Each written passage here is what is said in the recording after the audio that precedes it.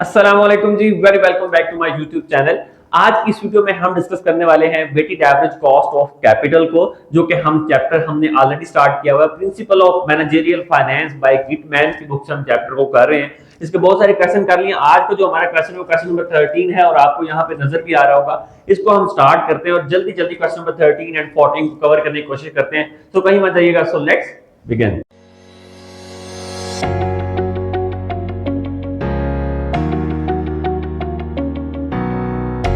Question number 13 है मेरे पास, आपको भी शो हो रहा होगा। इसको हम रीड आउट कर लेते हैं। Each tool has on its books the amounts and specific after tax cost shown in the following table for each source of capital। उसने कुछ सोर्स ऑफ कैपिटल दे दी है, बुक वैल्यू दे दी है और इंडिविजुअल कॉस्ट दे दी है। Find out क्या करना है, आपको नजर भी आ रहा होगा, उसमें लिखा हुआ है calculate the firm's weighted average cost of capital using book value weights. Book value weights को यूज करते हुए आपने क्या फाइंड आउट करना है, वेटेड एवरेज कॉस्ट को फाइंड आउट करना है। उसके बाद बी में उसने पूछा है आपसे explain how the firm can use the this cost in the investment decision making process. इस डिसीजन मेकिंग प्रोसेस में जो आप cost of capital find out करेंगे उसको कैसे हम यूज कर सकते हैं और किस बेस पे हम उस पर डिसीजन मेकिंग कर सकते हैं, ये हमने इसमें बताना है। जो कि मैं आपको पहले भी बता चुका हूं कि कॉस्ट ऑफ कैपिटल जब भी हम फाइंड आउट करते हैं वो एक बेसिकली वेटेज होता है, जो इंटरेस्ट रेट का होता है, जो आपके पास कॉमन स्टॉक्स होते हैं, इनका वेटेज एक कॉस्ट आपके पास आ जाती है एवरेज कॉस्ट, जिसको लेके आप किसी भी प्रोजेक्ट को डिसाइड करते हैं कि इधर कि ये वाला मुझे बेनिफिट रहेगा या नहीं रहेगा। तो इसको फाइंड आउट करने के एक स्पेसिफिक फॉर्मूला भी है जो कि यहाँ पे लिखा हुआ है, इसको आप नोट कर लें। हम इसका जो है वो क्वेश्चन स्टार्ट करते हैं। सबसे पहले हम ये देखेंगे सोर्स ऑफ कैपिटल में कि आपको ये क्वेश्चन में लॉन्ग टर्म डेट दे दिया गया है, प्रेफर्ड स्टॉक और कॉमन स्टॉक दे दिया है, ये बुक वैल्यू दे दी है और इंडिविजुअल कॉस्ट दे दी है। इस इंडिविजुअल कॉस्ट मतलब ये उसकी वैल्यू होगी और ये उसकी कॉस्ट होगी। इसकी बेसिस पे हमने अब ये फाइंड आउट करना होगा इस क्वेश्चन को। फॉर्मूला कौन सा यूज होता है, वेटेड एवरेज कॉस्ट, जो कि मैं लास्ट प्रीवियस क्वेश्चन के अंदर भी आपको बताया था और इन डिटेल मैंने ये चीजें समझाई हुई हैं।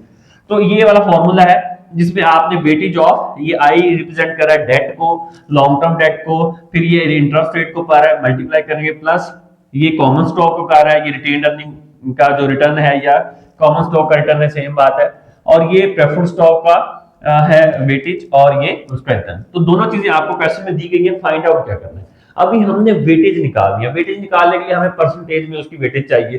तो ये अगर हम इसको क्या करें, इसको सिंपल अगर हम इस सब का टोटल कर लें, ये जो बुक वैल्यूज दी गई है 7,50,000 और 6,50,000, ये आपके पास 14 लाख आ जाएगा।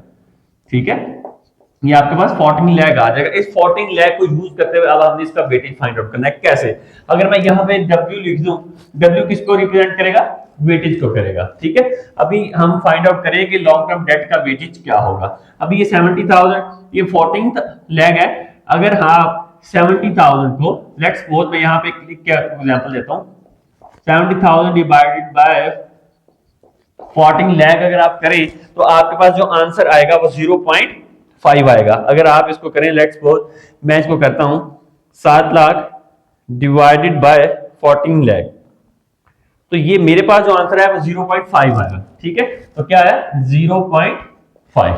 अब ये आंसर मेरे पास आ गया, ये उसका वेटेज आ गया। इसको मैंने यहाँ पे वेटेज की तरह जहां पे मैंने W लिखा है उसकी जगह पे यूज करना है। तो मैं आपको एक एग्जांपल के तौर पे मैंने बताया है। अब आप नेक्स्ट जो है इसका अगर करेंगे 50,000, इसको अगर मैं निकाल के बताऊं, ये सिर्फ मैं आपको मेथड समझाने के लिए बता रहा हूं, वरना ये कॉमन सी चीज है, ये इसमें कोई ऐसी चीज नहीं है जो आपको समझना है। 50,000 को 14 लाख में डिवाइड करेंगे तो आपके पास वेटेज आ जाएगा किसका, प्रेफर्ड स्टॉक का, तो वो मेरे पास आ जाएगा 0.03। डिवाइड करके देखेंगे तो आपके पास भी जो है वो यही वेटेज आ रहा होगा। अच्छा, उसके बाद ये है 6,50,000 को अगर 14,000 पे डिवाइड करें तो इसका वेटेज कितना आ जाएगा आपके पास, जो कि 0.464 मैंने निकाल के रखा, आप इसको फाइंड आउट करके ये आपके पास आ जाएगा। ठीक है, अभी लेट्स सपोज हम इसको क्या करते हैं, अगर आप इसको टोटल भी करना चाहें तो 0.5 प्लस 0.464 प्लस 0.03, तो ये करेंगे 0.994 आपके पास आ रहा है। वो ये बेसिकली इक्वल टू 1 होना चाहिए और ये इक्वल टू 1 ही है, क्योंकि यहाँ पे मैंने 1% उसका फिगर कम लिया है जिसकी वजह से वो 1 ही आ रहा है। तो इसको 1 ही ये कंप्लीट का कंप्लीट जो है वो कंसीडर हो रहा है। ठीक है, तो ये बेसिकली वेटेज निकालने का तरीका जो कि हमने निकाली। अभी हम इस क्वेश्चन में सॉल्व करेंगे simple weighted average cost of capital. आप ये कंप्लीट फिगर्स लेंगे तो आपका आंसर इक्वल टू 1 ही आएगा और ये राउंड ऑफ करके भी 1 ही आएगा। अभी आपने यहाँ पे सिंपल क्या करना है, वेटेज कितना है, ये डेट का 0.5 है, मल्टीप्लाई ये किससे होगा, ये मल्टीप्लाई होगा आपके इंडिविजुअल कॉस्ट है, ये जो दी गई है 5.3, ये पहले ही परसेंटेज में है तो इसको आप रेशो मैंने लिखे इसी तरह से इसको कर लें, प्लस WS आपके पास ये आ जाएगा, ये कॉमन स्टॉक का मैंने लिखा है वो है 0.464 मल्टीप्लाई बाय ये रिटर्न है उसका जो कि है 16%, ये 16 से आपने मल्टीप्लाई कर देना इसको, प्लस ये प्रेफर्ड स्टॉक का आ रहा है 0.03 वेटेज, मल्टीप्लाई करेंगे प्रेफर्ड स्टॉक के रिटर्न से जो कि है 12। ये डिफरेंट आपके पास चीजें हैं जो कि डिफरेंट रिटर्न देती हैं, उसके साथ आपने इसको सॉल्व करना। Weighted average cost of capital is equal, अब ये हमारे पास आंसर्स आ जाएंगे उसके, इसको अगर मल्टीप्लाई करें तो ये आ जाएगा 2.65, प्लस इसको अगर मल्टीप्लाई करें आपस में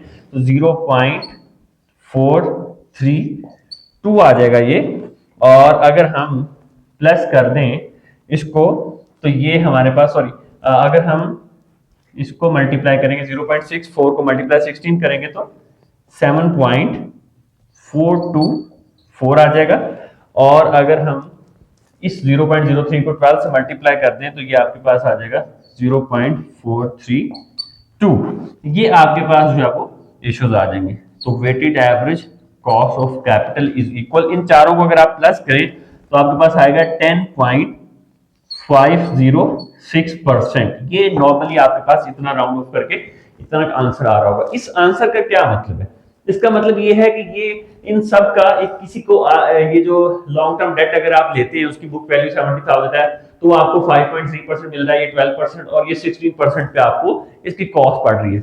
अगर तीनों चीजों का आप कॉम्बिनेशन बना के लिए इस कॉस्ट पे तो आपको जो एवरेज कॉस्ट पड़ेगी वो 10.506 पड़ेगी। ये बेसिक चीज थी जो आपने weighted average cost of capital के अंदर फाइंड आउट करते हैं, जो कि हमने इस क्वेश्चन में कर ली है। सेकंड नंबर पे उसने ये पूछा था आपसे कि आपने ये बताना है कि जी ये किस तरह से इंपैक्ट करता है, इसका क्या डिसीजन मेकिंग होती है। तो सबसे पहले तो बेटा आपको ये पता होना चाहिए कि ये जो कॉस्ट ऑफ कैपिटल है ये हमेशा लॉन्ग टर्म प्रोजेक्ट्स को वैल्यूएट करने के लिए यूज होता है। यहाँ पे अगर मैं लिख दूं कि इवैल्यूएट लॉन्ग टर्म प्रोजेक्ट्स कौन से हो सकते हैं, वो बहुत सारे हैं, ठीक है, लंबे टाइम तक चलने वाले लॉन्ग टर्म प्रोजेक्ट्स को इवैल्यूएट करने के लिए यूज किया जाता है। और जो कॉस्ट ऑफ कैपिटल है can be used to compare the return of a project to determine whether the project is acceptable और नॉट। सिंपल इज दैट कि ये जो आपने रिटर्न फाइंड आउट किए हैं, ये रिटर्न फाइंड आउट किए, इसको आप कंपेयर करेंगे अपने रिक्वायर्ड रेट ऑफ रिटर्न से जो कि आपको गिवन होता है, कॉस्ट ऑफ कैपिटल गिवन होती है, उससे आप कंपेयर करेंगे इधर कि क्या ये वाला प्रोजेक्ट इस कॉस्ट पे मुझे एक्सेप्टेबल है या नहीं है। आपको एक डिफाइंड कॉस्ट नेक्स्ट वो दे दी गई हो कि जी 12% पे अगर कोई मुझे प्रोजेक्ट कॉस्ट करेगा तो मैं एक्सेप्ट करूंगा, अदरवाइज वो रिजेक्ट करूंगा, ठीक है। तो अब अगर उसकी कॉस्ट 10 पड़ रही है तो इसका मतलब ये एक्सेप्टेबल है, अगर इसकी कॉस्ट आपको 14% पड़ रही है तो ये रिजेक्टेड हो जाएगा। सिंपल इज दैट, इसमें कोई भी ऐसी फिलॉसफी नहीं है। ये था क्वेश्चन नंबर 13, जल्दी से इसको नोट करें, फिर इसके बाद हम क्वेश्चन नंबर 14 करते हैं। अब हम डिस्कस करेंगे क्वेश्चन नंबर 14 को। 13 के बाद क्वेश्चन नंबर 14 है जिसमें वेटेड एवरेज कॉस्ट को फाइंड आउट करना है। आपको क्वेश्चन शो भी हो रहा होगा जिसमें book weights and market weights दिए गए हैं। Webster company has compiled the information shown in the following table. एक टेबल में कुछ इंफॉर्मेशन लिखी हुई है जिसमें source of capital, book value, market value और आफ्टर टैक्स कॉस्ट दी गई है। ये बिफोर टैक्स और आफ्टर टैक्स कॉस्ट का कॉन्सेप्ट में ऑलरेडी आपका क्लियर कर चुका हूं, इसमें कोई कंफ्यूजन नहीं होनी चाहिए कि जब भी बिफोर टैक्स आता है तो उसका मतलब है कि टैक्स डिडक्टिबल होता है, वो 1 माइनस टी करते होते हैं आपके डेट वाले पोर्शन में से। वो पिछली वीडियोस में मैंने एक्सप्लेन किया, उसमें आप जाके देख सकते हैं। तो अभी हमारे पास आपको क्वेश्चन शो भी हो रहा है और वैसे मैंने ये क्वेश्चन यहाँ पे नोट भी कर दिया है आसानी के लिए ताकि आपको इजीली समझ आ जाए। उसके बाद फाइंड आउट क्या करना है, calculate the weighted average cost of capital using book value weights. उसके बाद बी में फाइंड आउट करना है calculate the weighted average cost of capital using market value weights, ठीक है। एंड पे आपने compare the answer obtained in part A and B, explain the difference. उसके बाद आपने डिफरेंस को एक्सप्लेन कर देना है। क्वेश्चन यहाँ पे मैंने लिख दिया है, हमें इस बुक में वाले क्वेश्चन की जरूरत नहीं पड़ेगी। अब हम इसको सॉल्व करेंगे। सोल्यूशन इसका बहुत ही सिंपल है। बिल्कुल मैंने पहले भी आपको बता दिया है कि ये आपके पास सोर्सेज हैं, ये बुक वैल्यू है, ये मार्केट वैल्यू है और ये कॉस्ट है। यहां तक है उसको क्वेश्चन जो कि गिवन था। अब हम पार्ट ए सॉल्व करेंगे सबसे पहले, जिसमें उसने पूछा था बुक वैल्यू वेट्स के साथ आपने सॉल्व करके बताना है, फिर मार्केट वैल्यू वेट्स के साथ। तो यहाँ पे मैंने ना इन शॉर्ट लिख दिया है बुक वैल्यू वेट्स, ये जो बुक वैल्यू है इसके वेटेज लिख दिया है। ठीक है, वेटेज को हमने निकालना, और वेटेज निकालने का मेथड मैं आपको पिछले क्वेश्चन में 13 में बता चुका हूं कि हमने इन सबको, जैसे आपको वैल्यूज दी जब गिवन होती हैं, इन सबको आप प्लस करेंगे और 4000 40 लाख है, डिवाइड कर दो उसको 51 लाख पे, तो आपके पास बुक वैल्यू वेट्स आ जाएगा। इसी तरह से प्रेफर्ड स्टॉक का आपने 40,000 को 51 लाख पे डिवाइड करेंगे तो वो आ जाएगा। तो अब ये मत पूछेगा कि सर ये कैसे निकाला था वेट। ठीक है, तो ये यहाँ पे मैंने फाइंड आउट कर लिए हैं चूंकि, तो मैं टाइम को सेव करते हुए यहाँ पे बुक वैल्यू वेट्स जो है वो लिख रहा हूँ। तो हमारे पास डेट का जो आएगा वो आएगा 0.7843। अच्छा, कभी कभार कैलकुलेशन करते हुए मिस्टेक हो जाती है, उसको दरगुजर भी किया करें और उसको वेरीफाई भी किया करें, चेक किया करें। मैसेज सेम होता है, क्वेश्चन सेम होता है, चीजें सारी सेम होती है। कभी कभार अगर कोई क्वेश्चन में वो वीडियो में दोबारा उसको रेक्टिफाई करना मेरे लिए थोड़ा सा टिपिकल हो जाता है, जब मैं बाद में भी देखता हूँ, लेकिन ये ऑलमोस्ट 100% जो क्वेश्चन हैं वो ठीक होते हैं, इनमें किसी भी तरह का कोई भी क्वेश्चन नहीं होता। मैं इसको वेरीफाई भी करता हूँ, अगर कुछ हो तो मैं कमेंट के अंदर पिन कर देता हूँ। ठीक है, तो परेशान होने की बिल्कुल भी आपको जरूरत नहीं है। 0.7843 आ जाएगा, और इसको अगर आप करेंगे 40,000 को डिवाइड करेंगे 51 लाख पे, तो आपके पास 0.008 आ जाएगा। और उसके बाद आपके पास कॉमन स्टॉक का आपको 10,60,000 को डिवाइड करेंगे 51 लाख पे, तो 0.2078। अब इन वेटेज को अगर आप प्लस करें तो ये इक्वल टू 1 आना चाहिए, और ये 1 ही आ रहा होगा। ठीक है, तो इसका मतलब ये होता है कि वेटेज इक्वल टू 1 का 100% उसका वेटेज आना चाहिए, ये 100% ही आएगा। ठीक है, क्लियर है। अच्छा, अभी आपके पास एक प्रोसेस तो हमने कर लिया कि इसका बुक वैल्यू वेट निकाल लिया। अब अगला प्रोसेस क्या है, आपने weighted average cost find out करनी है। तो उसने आपको कॉस्ट दी हुई, आपने weighted average cost find out करनी है।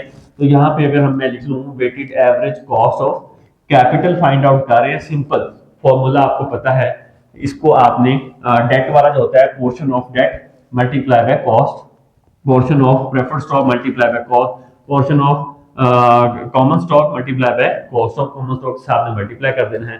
तो मैं यहाँ पे मल्टीप्लाई करके सिंपल उनके आंसर्स लिख रहा हूँ। क्वेश्चन का सेम है, जो पैटर्न वो वही रहेगा जो मैंने ऑलरेडी आपको आगे फॉर्मूला और वो चीजें करवा दी है। ठीक है, तो मल्टीप्लाई करके मैं इसको मल्टीप्लाई करके लिख रहा हूँ आंसर इसके, जो कि आएंगे 4.7053।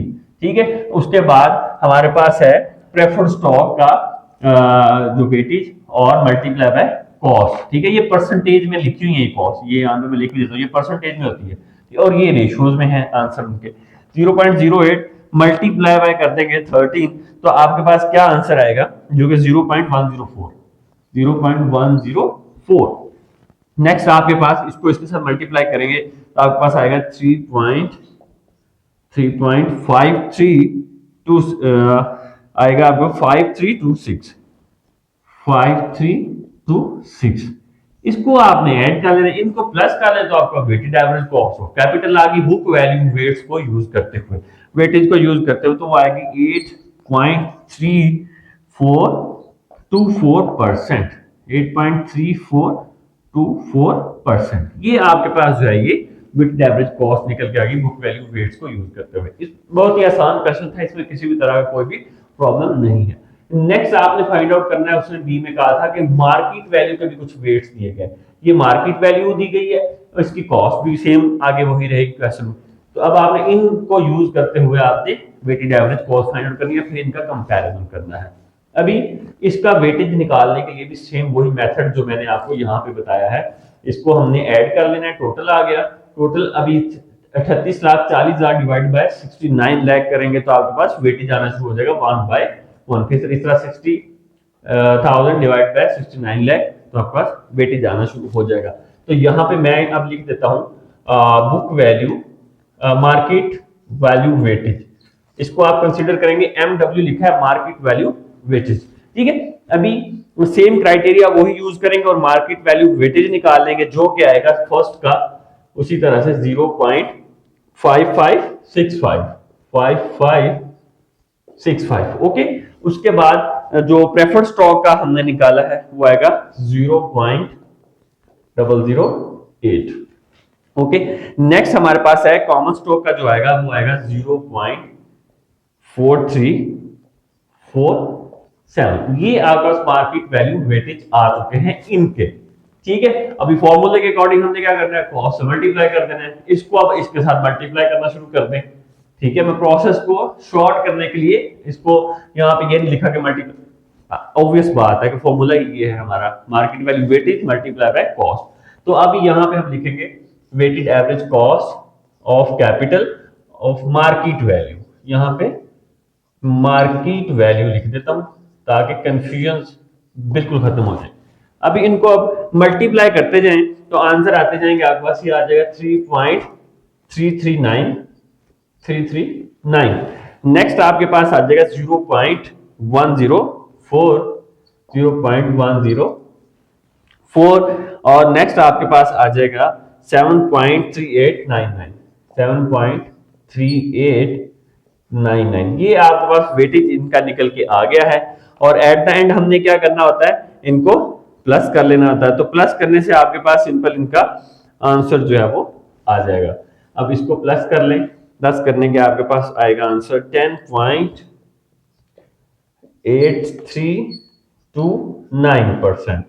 10.8329%। ये आपके पास क्या आ गया, weighted average cost of capital of market value. ये दोनों के आपके पास आंसर आ चुके हैं। अब हमने यहाँ पे इसको कंपैरिजन करना है। कंपैरिजन कैसे करना है कि 8.3424 उसका जो परसेंटेज कॉस्ट ऑफ कैपिटल निकल के आया है, कॉस्ट ऑफ कैपिटल ये निकल के आया है और इसका मार्केट वैल्यू के साथ ये निकल के आया है। We have to find out that कि कौन सा इनमें से बेस्ट है, कौन सा जो कॉस्ट हमें कम पड़ रही है और कौन सी कॉस्ट हमें ज्यादा पड़ रही है। तो बुक वैल्यू वेटेज के साथ अगर आप देख लें तो आपको कॉस्ट जो है वो ये पड़ रही है, मार्केट वैल्यू के साथ वो पड़ रही है। तो अगर आप कम कॉस्ट की तरफ जाना चाहते हैं जिसमें आपको कम से कम कॉस्ट ऑफ कैपिटल पड़े, कॉस्ट कम से कम आए, ऐसा कॉम्बिनेशन बने कि जो आपको कम कॉस्ट के साथ, जैसे यहाँ पे 40,000 का डेथ है, यहाँ पे 40,000 का ये है, 10,000 यहाँ पे 38,000 का डेथ है, 60,000 का ये और 30,000 का कॉमन स्टॉक है, तो कॉस्ट आपकी बढ़ रही है।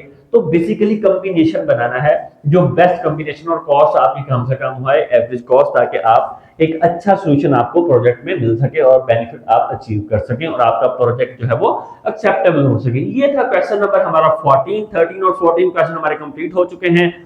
आपको कहीं कंफ्यूजन है, कोई चीज समझ नहीं आई तो आप कमेंट करें। वीडियो को ज्यादा से ज्यादा अपने फ्रेंड के साथ शेयर किया करें। जब आपके पास वीडियो आ जाती है तो फ्रेंड के साथ शेयर करें ताकि वो अपने एग्जाम के पॉइंट ऑफ व्यू से इसको रिकवर करें, चीजों को तैयार करें और जो है वो उनको भी फायदा और आपको भी फायदा। Thank you so much for watching this video.